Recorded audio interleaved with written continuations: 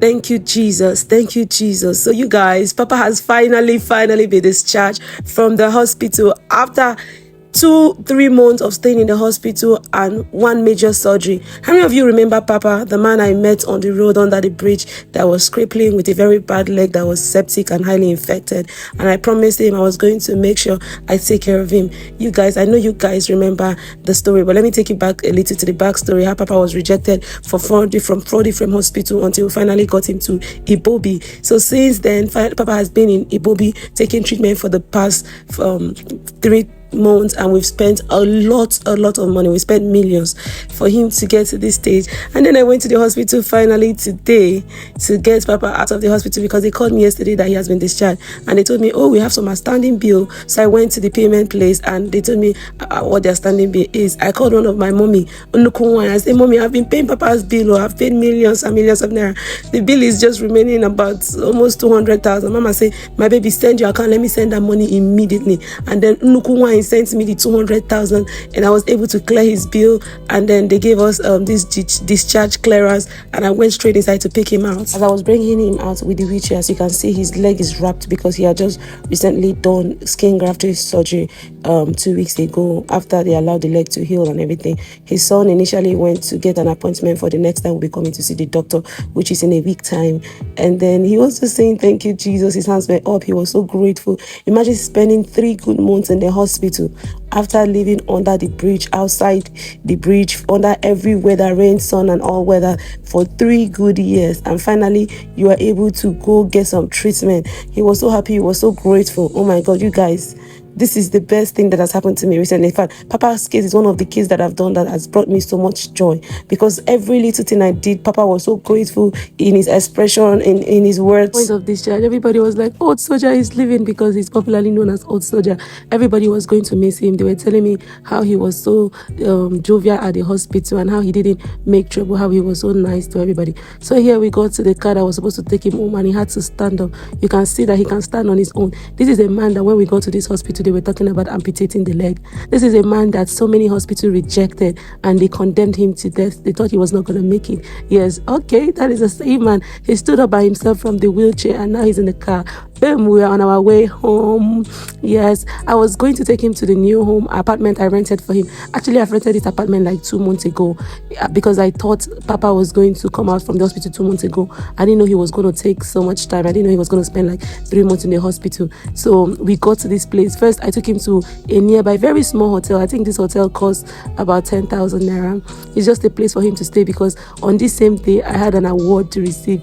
Yes, so I needed to go receive my award, so I couldn't take him to the apartment straight, the one we rented for him. So I took him to this small hotel. As you can see, he's still recuperating from the surgery. He has not recovered from the skin grafting surgery he did barely 2 weeks ago. So yes, he even just removed the POP a day before his discharge.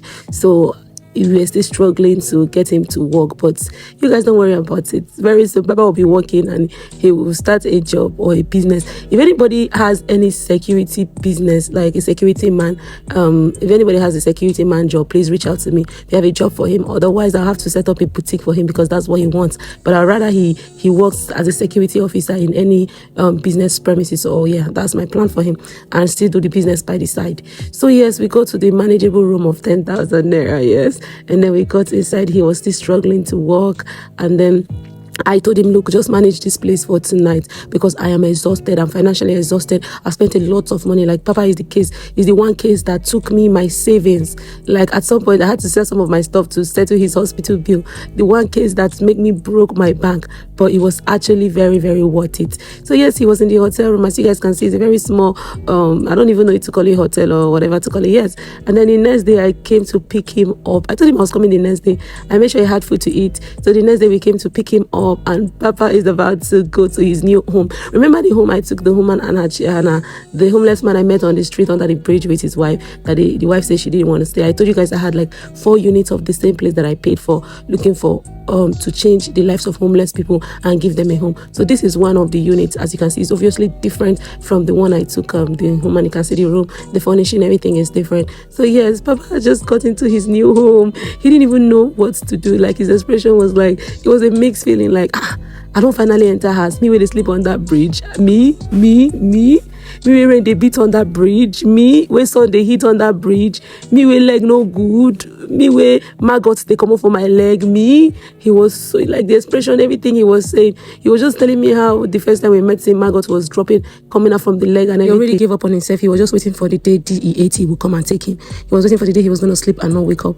He was just saying a lot of things, trying to reminisce how we got to this point, and I could actually understand him because it was overwhelming, the process, everything. You feel sleep well. You feel like that. Spread yourself. Roof. No more lying on that bridge. No more rain go fall for your head. Sun go shine for your head. See your wardrobe. You put your clothes. See toilets. You enter inside the toilet. See kitchen. They put for inside the kitchen.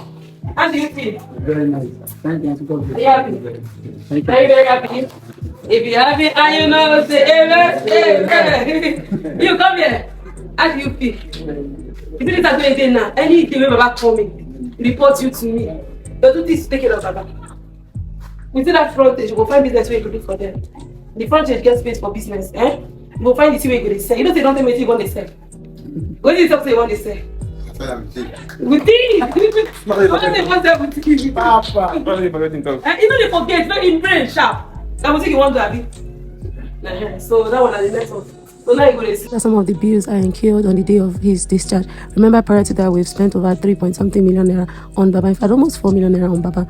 Aside some other bills I incurred the first day I met him and all of that. And through it all, God has been faithful. So here are some of the recaps of how I met Baba, how he was crawling, how I just gave him 5,000 to eat, and how he was crying and saying, "Auntie, save me, save me, save me." And I promised him I was going to come back. How I came back from him, how we took him to 4 different hospitals you can see on this video, and he was rejected. How we finally got him to Ibobi and made the first deposit of 750,000. So everybody that has contributed to this great cause, I say thank you and God bless you. I love you guys. I'll keep you guys updated on what next Baba is doing.